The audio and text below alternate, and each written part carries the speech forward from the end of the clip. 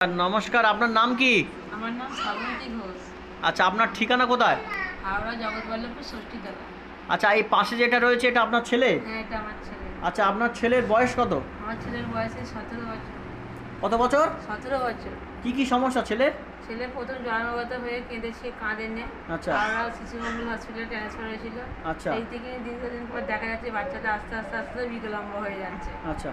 বাচ্চা চলতে পারে না, 2.5 বছর বয়সে চলতে শিখেছে।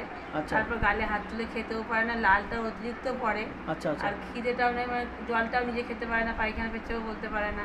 আচ্ছা। আর এই 1 সপ্তাহ ওষুধ খাওয়ার পর লালটা তো একদমই। 1 সপ্তাহ কি ওষুধ খাওয়াচ্ছেন? মরিঙ্গো। বোরিঙ্গো কটা করে ক্যাপসুল খাচ্ছে? একটা করে স্যার।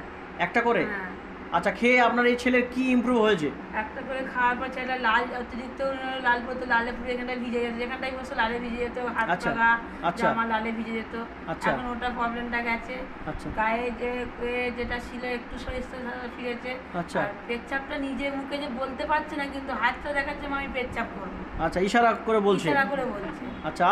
আর এখনো কিছু, এখন এই 1 সপ্তাহ কাছে, এরপর আস্তে আস্তে আরো হয়তো মানে 1 সপ্তাহ খেয়ে একটু কাজ হচ্ছে, বোঝা যাচ্ছে? কাজ হচ্ছে। ঠিক আছে, ঠিক আছে। একটু ওকে দাঁড় করাতে বলুন, দাঁড়াতে বলুন।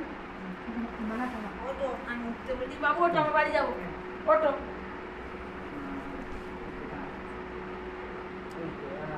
আচ্ছা, ঠিক আছে, ঠিক আছে। কথা বলতে পারে না?